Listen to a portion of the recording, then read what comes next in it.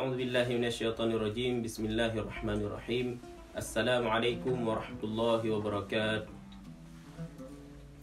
Alhamdulillahirabbil alamin. Allahumma salli wa sallim ala nabiyyina Muhammadin wa ala alihi wa sahbihi ajma'in.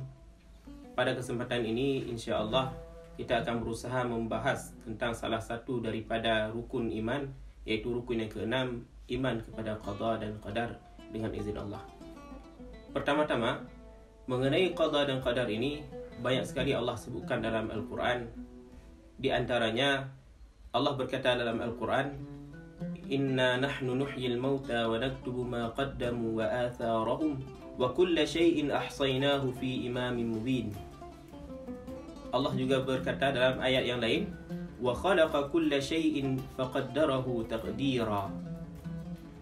Dan tentang qada dan qadar ini banyak sekali disebut oleh Nabi SAW. Kita dapati dalam banyak hadis, di antaranya hadis ketika Jibril mendatangi Nabi SAW dan mengajukan pertanyaan, mal iman, apa itu iman? Nabi SAW menjawab, an tu'mina billahi wa malaikatihi wa kutubihi wa rusulihi wal yaumil akhir wa tu'mina bil qadari khairihi wa syarrihi. Bahawa engkau beriman kepada Allah, malaikat, rasul dan kitab-kitabnya dan hari akhir, dan engkau beriman kepada qadar, baik dan buruknya. Apa yang dimaksud dengan qada dan qadar? Para ulama berbeza pendapat dalam menafsirkan maksud daripada qada dan qadar, dan yang mana yang disebut qada, yang mana yang disebut qadar. Apa yang dimaksud dengan qada dan qadar? Semua sepakat bahwasanya beriman dengan qada dan qadar itu wajib, bahkan termasuk rukun iman. Barang siapa yang tidak beriman dengannya, maka belum dianggap orang yang mukmin. Ulama berbeza pendapat dalam menafsirkan yang mana yang disebut dengan qada dan yang mana yang disebut dengan qadar. Ada beberapa pendapat, kita sebutkan salah satunya. Qada adalah kehendak Allah, iaitu apa yang Allah kehendaki dan apa yang Allah rencanakan terhadap apa yang akan terjadi di alam ini. Adapun qadar adalah al-ijad, iaitu penciptaan. Allah melaksanakan apa yang telah Ia rencanakan. Jadi segala sesuatu terjadi atas kehendak Allah. Allah Ta'ala berfirman, wa idza qada amra fa innama yaqulu lahu kun fayakun. Ketika Allah ingin menciptakan sesuatu, Allah hanya perlu mengatakan kun, maka terciptalah itu. Kemudian dalam ayat yang lain, yaitu surat Al-Hadid ayat ke-22, Allah berkata, ma asaba min musibatin fil ardi wala fi anfusikum illa fi kitabin min qabli an nabra'aha inna dhalika 'ala Allah yasir. Dalam ayat ini Allah menerangkan bahwasanya semua musibah atau semua kejadian yang terjadi di dunia ini, semua sudah Allah rencanakan dan Allah sudah tulis rencananya di dalam satu buku induk, wa indahu ummul kitab, yang namanya Lauhul Mahfuz.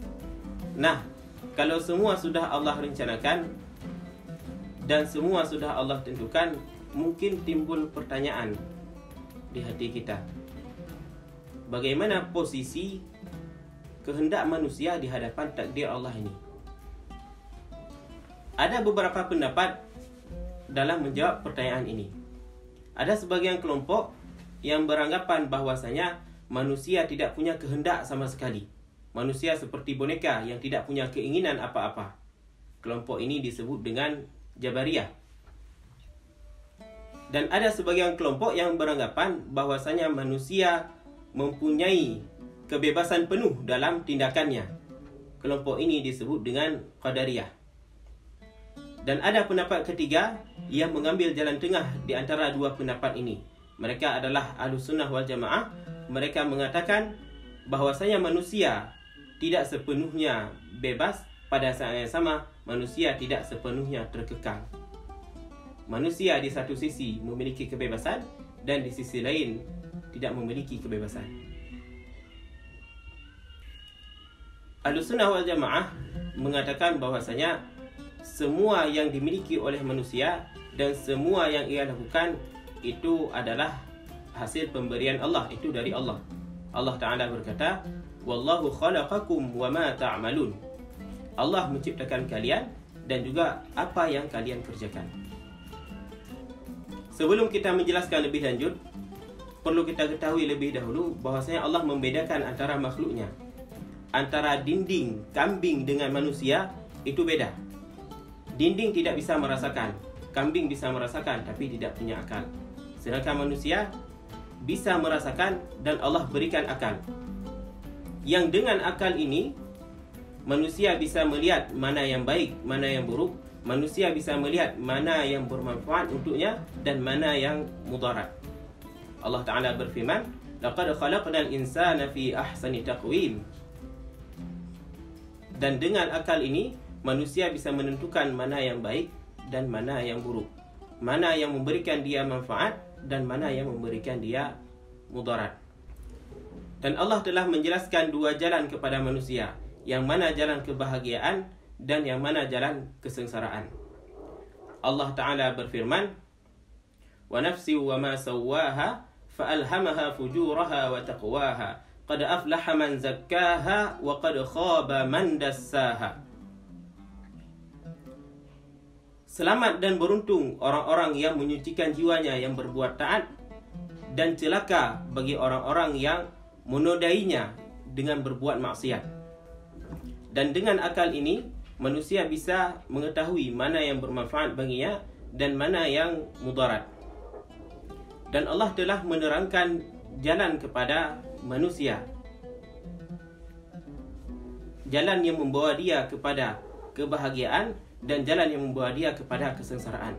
Dan Allah memberikan kesempatan pada manusia untuk memilih jalan mana yang akan ia tempuh, yang disebut oleh para ulama dengan istilah ikhtiar. Allah memberikan ikhtiar kepada manusia, yang juga diistilahkan dengan kasab. Laha ma kasabat wa 'alaiha ma iktasabat. Seseorang akan mendapatkan balasan atas apa yang ia usahakan di dunia. Barang siapa yang mengusahakan kebaikan, memilih jalan yang baik, memilih untuk taat, maka Allah akan berikan pahala kepada dia. Barang siapa yang mengusahakan keburukan, memilih melakukan kejahatan di dunia, maka Allah akan siapkan hukuman kepada dia.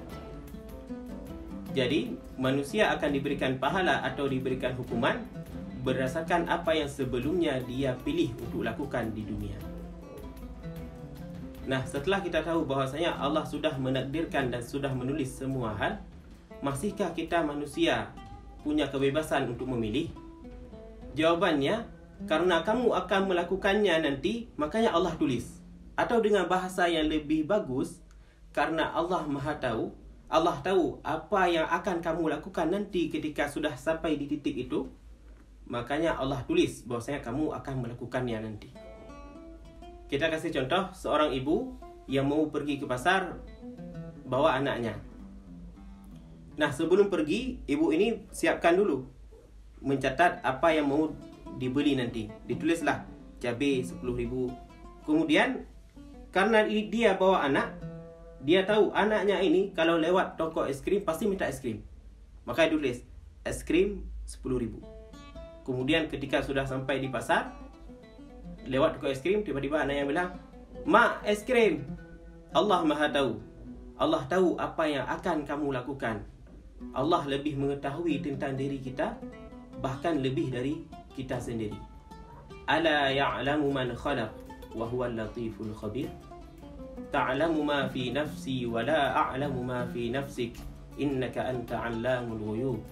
Kemudian perlu kita tahu bahawa ada yang disebut dengan sunnatullah, yaitu bagaimana biasanya Allah memberlakukan sesuatu. Allah menciptakan ini, setelah itu. Atau dengan bahasa yang mudah kita pahami, Allah menciptakan sebab dan Allah juga menciptakan akibatnya. Perlu kita ketahui bahwasanya ada yang disebut dengan sunnatullah, yaitu bagaimana biasanya Allah memberlakukan sesuatu. Allah menciptakan ini, setelah itu Allah menjadikan ini sebagai sebab, sebagaimana Allah juga menciptakan akibatnya. Allah berikan tanda untuk segala sesuatu. Kita tidak tahu hari ini kita dalam takdir Allah lapar atau kenyang, tapi kita lihat apakah Allah sudah Allah berikan tandanya. Allah biarkan kita makan hari ini, mungkin Allah biarkan hari ini kita kenyang. Semua sudah Allah buat tandanya. Berusaha, bekerja, berarti menjadi sebab datangnya uang, datangnya rezeki. Kemudian tidur dan malas-malasan berarti menjadi sebab seseorang jatuh miskin ataupun tidak lulus dalam ujian. Sehingga ketika Nabi SAW ditanya oleh sahabat, apakah sudah diketahui siapa ahlun nar dan siapa ahlul jannah? Nabi bilang iya. Sahabat bertanya, jadi kenapa kita harus beramal? Nabi SAW menjawab, kullun muyassarun lima khuliqalah. Setiap orang akan dimudahkan kepada yang mana nanti endingnya. Kita lihat Allah buat tandanya sekarang bagaimana. Ketika Allah mudahkan kita untuk berbuat maksiat, ketika ingin berbuat zalim Allah mudahkan, maka ingatlah itu tanda bahaya. Dan ketika Allah membuka di hadapan kita peluang untuk berbuat amal, maka manfaatkanlah sebaik-baiknya. Ayo kita hias diri kita dengan tanda-tanda kebaikan, tanda-tanda orang yang akan selamat. Moga-moga dengan itu kita bisa selamat di dunia dan di akhirat. Begitu juga dengan doa. Doa juga termasuk sebab yang mungkin tidak terlihat. Doa bisa jadi sebab dimudahkannya urusan kita, bisa jadi sebab lulusnya kita, bisa jadi sebab datangnya rezeki kepada kita. Maka di antara hikmah kita beriman kepada qada dan qadar adalah kita akan selalu berdoa kepada Allah, karena kita tidak tahu di masa depan. Ya, sekarang kita beriman, kita berdoa, ya Allah, buatlah aku tetap beriman sampai hari aku mati. Ya Allah, tsabbit qalbi ala dinika wa ala ta'atik. Dan hikmah lainnya adalah agar kita tidak ujub menyombongkan amalan kita sendiri, dan juga tidak kita memandang remeh orang lain. Mungkin terlihat di mata kita hari ini kita lebih banyak amalannya. Mungkin terlihat di mata kita hari ini dia adalah seorang ahlul maksiat, tapi masa depan hanya Allah yang tahu. Mungkin di masa depan dia bisa menjadi orang yang lebih saleh dari kita, orang yang lebih baik dari kita. Dan tentu saja masih banyak hikmah-hikmah yang lain yang tidak kita sebutkan di sini. Dan semoga saja dua yang tadi kita sebutkan bisa bermanfaat untuk dunia dan akhirat kita. Hadanallahu wa iyyakum ajma'in. Assalamualaikum warahmatullahi wabarakatuh.